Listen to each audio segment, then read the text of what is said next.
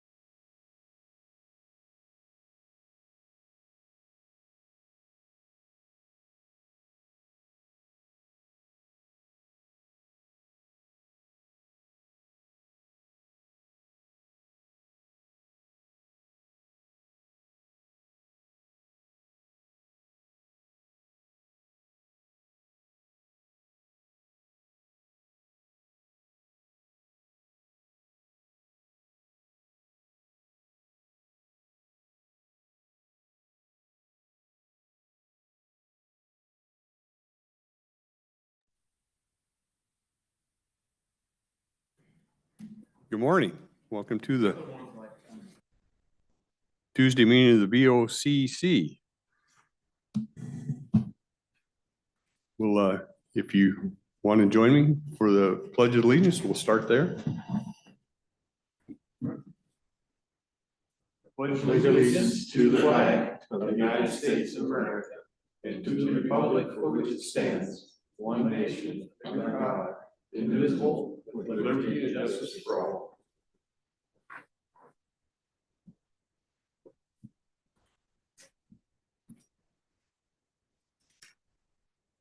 Minutes, Commissioner Mortensen. I'd like to do them, but I'm actually not here.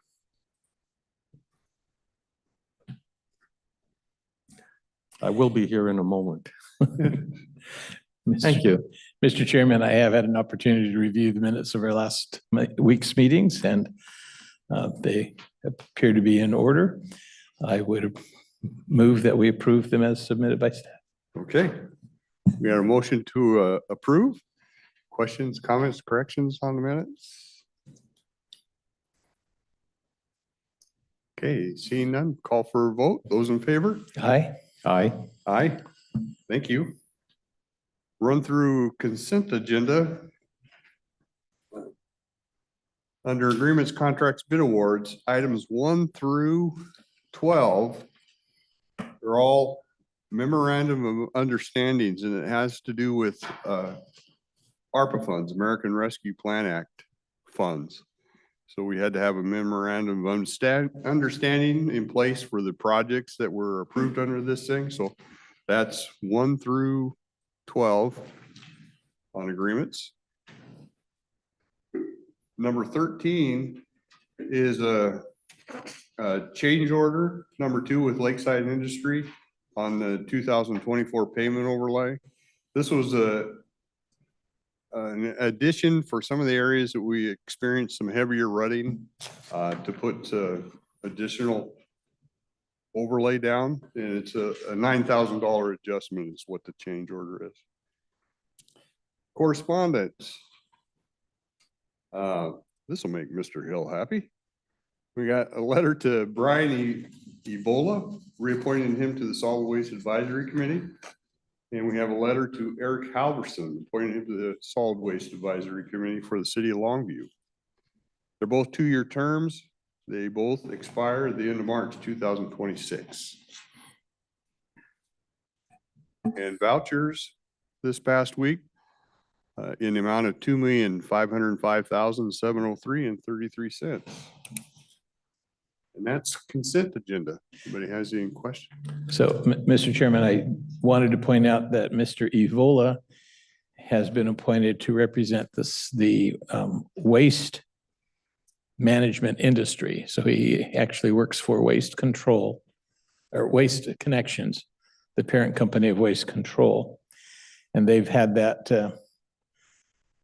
position, from the beginning. He used to be one of the Willis boys when they owned Waste Control.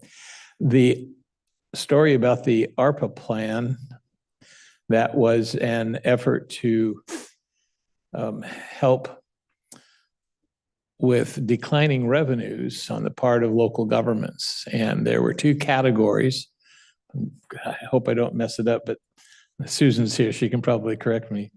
One portion of the ARPA monies was designed to address some very specific things. There were the emergency health-related circumstances, including HVAC systems. So you'll see some contracts for improving HVAC. The other portion was to address infrastructure in terms of water and sewer issues, again, health-related. So you'll see a number of projects that were identified by staff as needs for ARPA monies from that. A second major category was left unrestricted.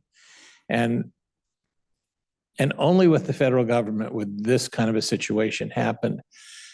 They actually wrote into the law that local governments whose revenues did not increase by 4% were deemed to have suffered a loss of income.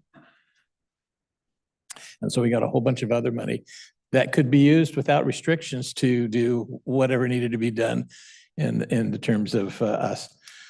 The understanding was all that money,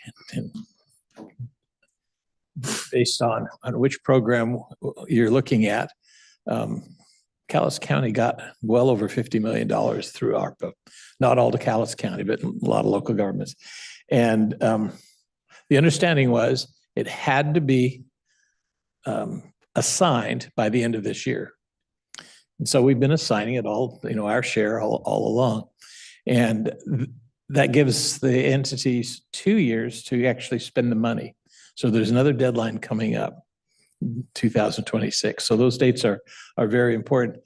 But apparently, several months ago, the Department of Treasury, that's managing the money, handing out the money, decided that each project had to have a memorandum of understanding. And so most of these projects are memorandums of understanding with ourselves that we're going to spend the money. It's at least from my way of thinking, it's one of those very bizarre things that is paperwork. And of course, since Cowlitz County is the largest paper producing community in the United States, I guess that's in our own best interest, but it doesn't make a whole lot of sense for me. At any rate, Mr. Mortensen, I'm sure you have some other questions or comments. Actually piggybacking on what you just said, I always find it modestly entertaining that the divide and conquer approach is always offered. Money is a fungible quantity, and while we are in work sessions, we discuss not whether we're going to do something, but which pot of money we're going to access. Well, let's take it from here because this is restricted for here, and that allows us this pot of unrestricted dollars to spend otherwise. It's government engineering, and it seems like to me, it is typically counterproductive, but that's a long argument. I do have a specific question, probably for Susan. Who is on the other side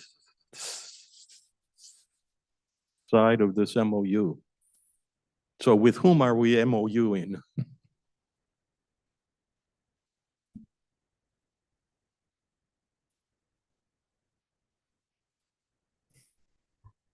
Good morning, Susan Eugenius, County Engineer. The majority of those MOUs are signed by either the Public Works Director, the Public Services Director, whatever his hat is on that day. So you're signing an agreement with, I guess, the manager of those funds. So the manager of the Water Sewer Fund for a lot of those cases and facilities. So It's an official memorializing of the decisions. yes. Okay, it doesn't involve a commitment to a third agency out there. In this case, for these MOUs, no, they're all internal projects. We did other ones. You created contracts with, like, I believe Beacon Hill Sewer, Carroll's Water District, Woodland, maybe. I think we're the three that I can think of off the top of my It's head. the strangest use of an MOU you've ever seen. Probably. Okay, thank you. When I was looking through them last night, Mr. Moss's name was already on all of them. Yeah. Thank you. Mr. Chairman, I move that we approve the consent agenda as has been presented and discussed. Okay. We have a motion to approve. Comments? Go ahead. I recognize Commissioner Weber's comment about the printing presses. Unfortunately, we do have family wage jobs that continue to rely upon that, and we've stayed in the business. And unfortunately, we are not recognizing the Biden money tree, which has taken our national debt up to $35 trillion over, and that the value of those dollars that you're talking about has decreased by at least 20% in the last few years over all of this. That's hurting each and every single one of us, even though it seems like we're getting something free. Nothing is free.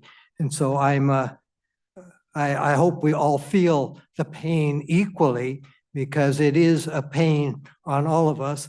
And we can see the recognition of the dollars. Even our administrative leadership fails to recognize when the Supreme Court says you don't have founding to be doing all of these student debt reliefs at billions of dollars. So our money is being thrown around like leaves in the wind. Well, and even, it's even more sinister than that.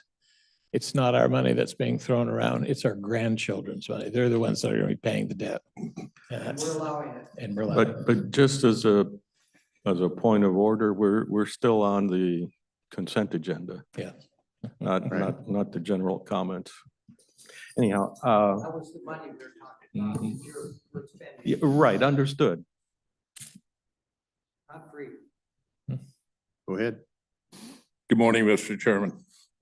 Let me say this, and the point that's always lost is the fact that that money is taxpayer dollars. It's our dollars. It's coming back into the community for the benefit of the folks that paid it out of their pocket to the federal government.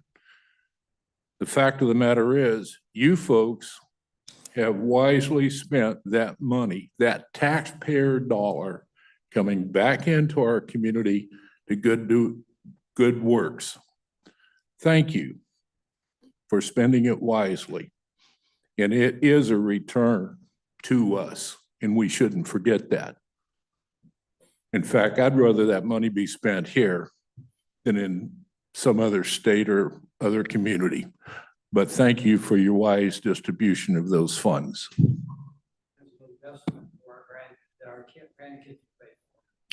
Yeah, actually, if we look at it, we clearly do not pay for what we receive. So I think this year, a family of four is in the hole by $96,000. Well, no, actually, it's per person, some $96,000 per person. Make it 75, make it 100, it really doesn't matter. It's just out of control. Okay, go ahead. Just a real quick question. Is there a timeline for all of these? Or does it have to be spent within the year or 5 years? Is there a? There's still a timeline on Okay. them.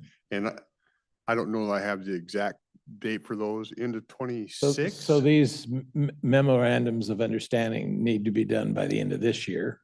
And I think. And then there's 2 years expenditure- of spending, and we probably haven't gotten the rules yet on how that's monitored. In fact, the National Association is very much aware they're monitoring it because we know projects usually run longer. And so they're anticipating maybe extending that to get projects done. But right now it's December 31st, 2026. Okay, I just want to make sure it was the same as the cities because it's a different type with MOU for the county within yourself. So I wasn't sure if you had the same timelines as cities do. So it is 26 there. Okay, thank you. I think there may be an idle threat by the agencies that say, if you don't spend it, we'll take it back. Right. And that's where We we want to avoid that. And it's not an idle threat. I mean, It's a real threat in your they plan opinion? on clawing it back. That's the term that they use. They'll claw it back. If it's the money that's not obligated is going to be clawed back in January. So that supports if you got it, hurry up and spend it? Kind of, yeah. Yeah. I mean, it's been 3 or 4 years, so it's not like hurry up and spend it. We should have already allocated everything, but Yeah, however, a very nice thing about this is we're not squandering it. Yeah. These projects take time to develop after you've taken time to prioritize them. so it's a slight bird walk. One of the project not on this list is assistance to the city of Woodland to address the exit 21. Yeah, They've spent some money on some feasibility studies for alternatives, but it requires collaboration with WashDOT. And they've not been willing to accept any of those options at this point in time. that may be some of the money that the feds get back if it's not spent in 2 years. In that case, I hope it gets back to us. Yeah, well, But- we won't have allocated it to something else. So we missed that opportunity. Yeah. That might be a Kaylee McKay question. Can we obligate, just in case, a contingency allocation? So that if it's not spent, we can spend it on that secondary project. We should probably look in on I that. tend to look at things like that, captain of that pirate ship, you know, these are guidelines. Oh, We're here. hi. Hello. Hi. We've got a few clarifying things that we can provide. So the money has to be obligated by 12/31/2024. There was a lot of talk about how we would consider it obligated when we are spending those funds within our own county, which is how the MOUs came about. The feds met with everybody and we got the guidance that we can enter into MOUs within our own county to consider that obligated, because we can't necessarily contract with ourselves, which is why we went into memorandums of understanding. This is what everyone is doing across the board, to consider those funds obligated. So there is also guidance on if we enter into an agreement or contract and that funding can't be fully utilized and it comes back to us, we do have the ability to re-obligate it. It doesn't just get taken away from us. So we will have the ability to spend that out again. There's more details related to that. We haven't, it's one of those ever-changing guidances still, so I can't give you any more detail than that, but we will have the opportunity to enter into a different agreement with that funding if for whatever reason it can't be spent. And who are you? This is Kaylee. Sorry. No, This is I mean Kaylee for the McKay. public. Oh, yeah. Kaylee McKay, Comptroller in the Auditor's Office. Apologies. I got ahead of myself.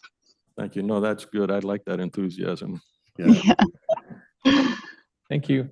Yeah, they had Yes. an update at Woodland Council last night on that project, and they're still trying to work with the state, but they haven't. They're still hopeful, but it's Now, it's they been have, difficult. they have spent some of that on engineering, right? Or Yeah, planning engineering. and Yes. they have in with the Army Corps, they want to do some drilling, so they're looking for a permit to do that, but that seems to be moving along. Oh, good, good. Just so the public doesn't get too optimistic. The plans I have seen are essentially a Band-Aid for a bad situation that'll only get more extreme as time goes on. So that was exciting in a consent agenda today. Any other questions or concerns on it?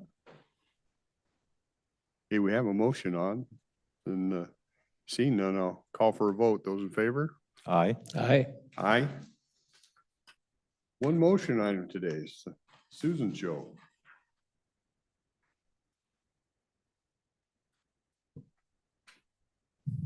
Good morning, Susan Eugenius, County Engineer. So the motion item that I'm bringing forth today is a change order for specialized pavement marking for the 2024 Joint Agency Striping Project.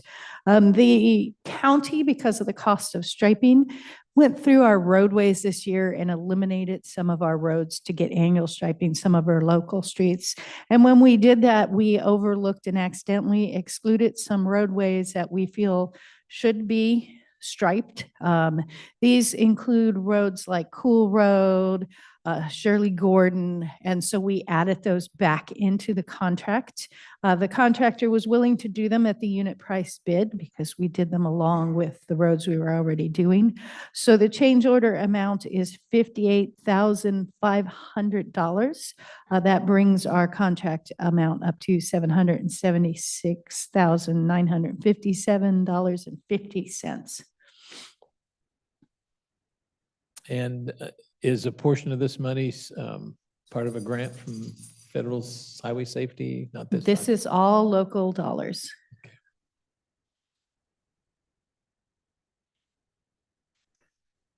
On Cool Road, is it still sloughing off the cliff there?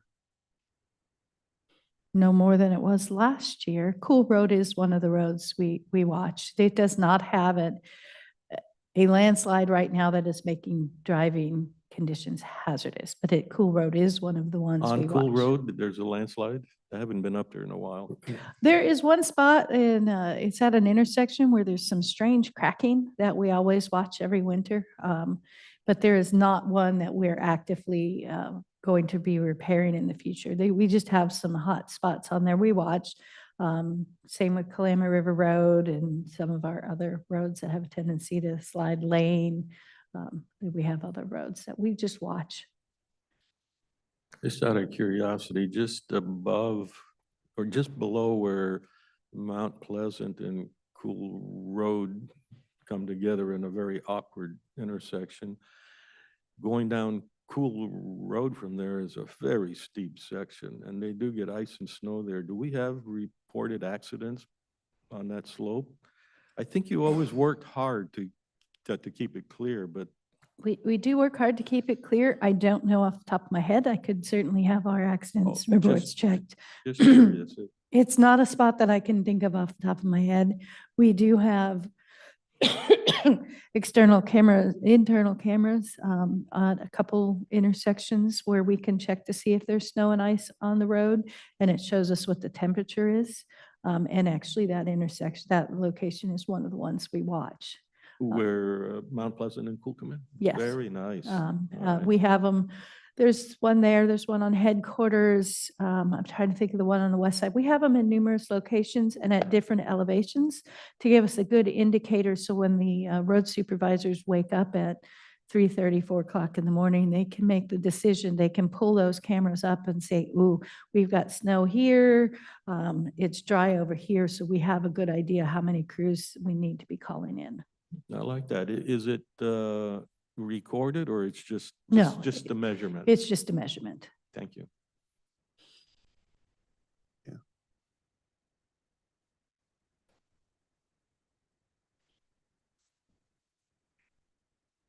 Go ahead, Ron. Since we're speaking of painting and striping, whose authority is for the old Cowlitz River Bridge there? Any of us and all of you to drive over that bridge, it's a nightmare trying to see where the lines are and where the curb is in the dark. We don't have any fog lines on there, like we paint fog lines all over, but there's a place where you need fog lines along the edge to see. Whose authority is that? The Cowlitz River Bridge is part of SR4, and in the jurisdiction of counties, when it's roadways that are state highways, I believe Kelso is not responsible for the striping because they're under the size limit, which I believe is 15 or 17,000. So Longview on Ocean Beach is responsible for that striping, but Kelso is not responsible for SR4 striping. So So Yeah. WashDOT. WashDOT. whose WashDOT, authority yes. is the bridge? WashDOTs. WashDOTs. Do we have a communication with them to say, all of the striping we're doing, all of the bike lanes, et cetera, and here is the most very important stretch of road.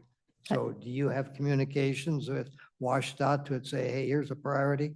I can reach out to the area engineer's office for you.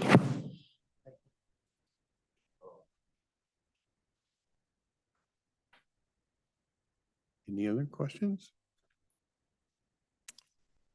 Mr. Chairman, I would move that we approve the change order number 1 with the Specialized Pavement Marker LLC for the 2024 Joint Agency Pavement Striping Project as described by staff. You have a motion on the floor. Any other question, comments? I will say, and I think we've mentioned it before, that the cost of this keeps rising at, I don't know if you want to call it alarming rates, but fast rates. And so we are looking at the cost benefit, if it would make sense to purchase our own striping machine and take care of this ourselves. And we will have a determination on that sometime down the road. But we are looking at that because this keeps climbing at a too steep a grade. And Susan, we do have memorandums with other local agencies to share some of the striping responsibilities. So there are other agencies that piggyback on this contract and use the same striping company. We do the bid and they pay their portions and enter into a separate contract with them for their part. Thank you. Okay, any other questions, comments? Okay, seeing none, call for a vote. Those in favor? Aye. Aye. Aye. Thank you, Susan. Thank you. Before I open it up, we have no meeting tomorrow. We usually have Public Works on Wednesday. We're moving them to today at 1:30. So if you have an interest in, if you usually come to the Wednesday 1:30 meeting, you'll be here by yourself. There won't be anybody here, but, so we've moved the Public Works to today and we have no 2:30 budget item for tomorrow either. So nothing going on tomorrow. All right. Okay. We'll open it up to the public.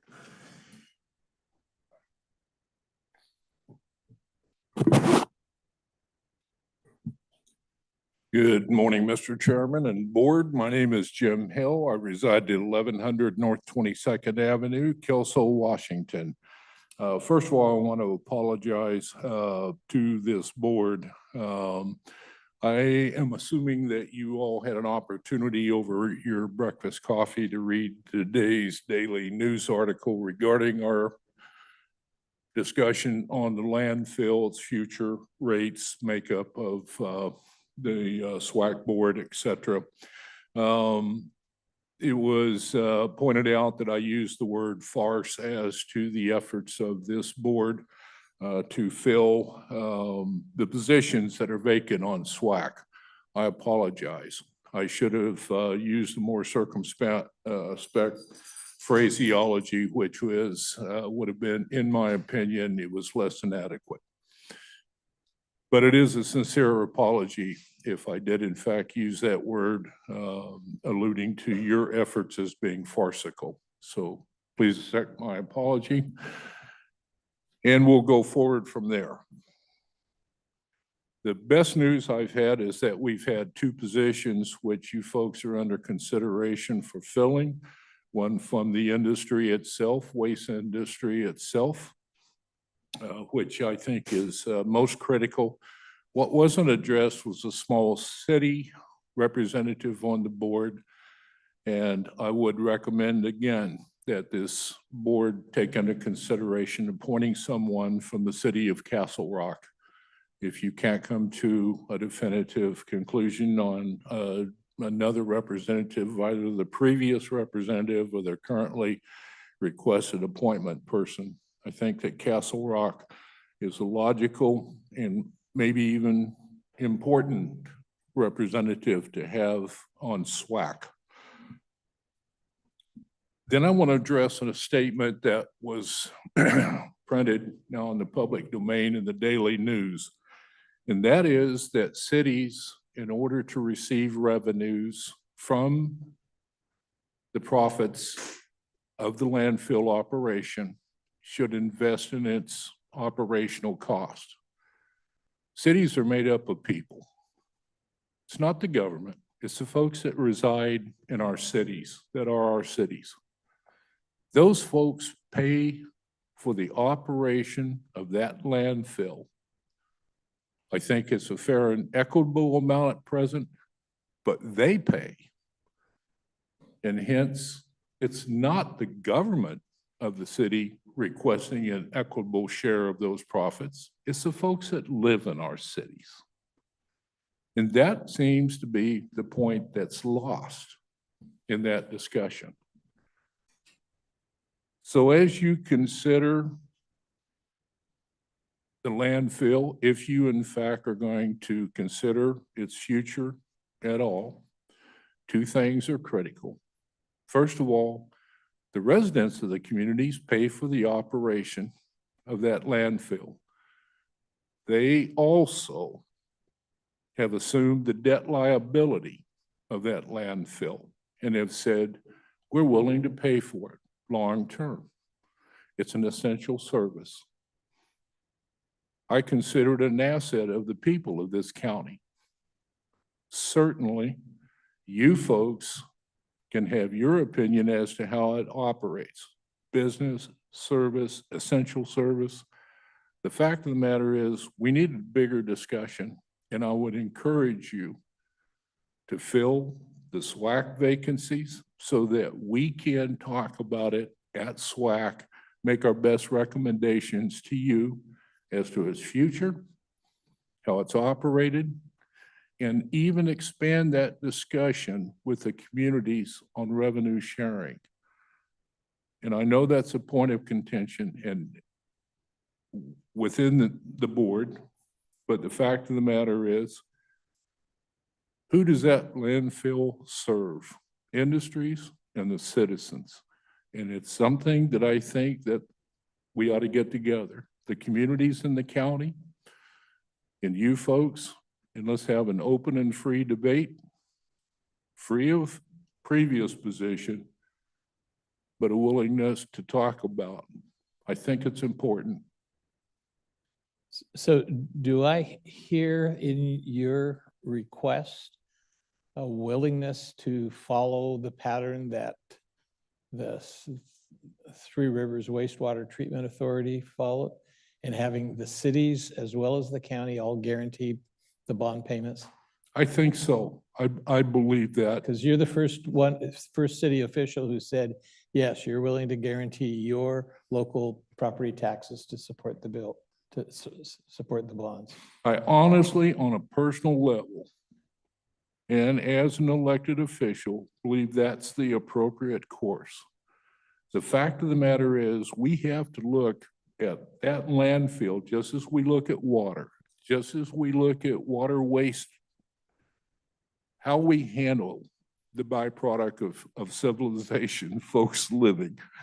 I think that would be an approach, and I'm willing to talk about it. Now, please remember, I speak only on my behalf, but I think it's a larger discussion that we ought to come together. I think right now, we all are working at cross purposes, and I don't think that's a reasonable expectation or the one that the folks that reside in this county should have. I think they ought to feel as though we can all get together and talk. Well, as long as from my perspective, and I don't want to speak for my colleagues, but from my perspective, as long as we're successful at keeping the rates among the lowest in the state of Washington, we're not at cross purposes. We need to make sure whatever decision we make, keep those rates low. And Mr. Chairman, that addresses your employment issues because of industry, as well as the homeowners who come to depend on that weekly pickup for the garbage. Mr. Chairman and board, let me say this. We enjoy some of the lowest rates without question. And that has to do with a lot of things, but most essentially, it has to do with how your staff has operated that landfill to the greatest extent, realistically and economically as possible. There has been a contribution from you folks and an energy directed towards keeping those rates as low as possible. That's commendable.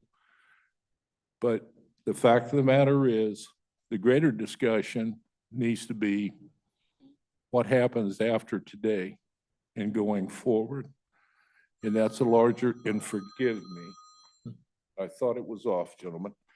Nevertheless, I'd like to conclude my remarks at this time, but I'll answer any questions if you have.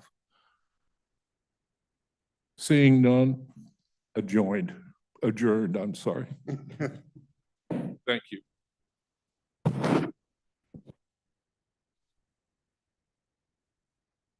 Anybody else?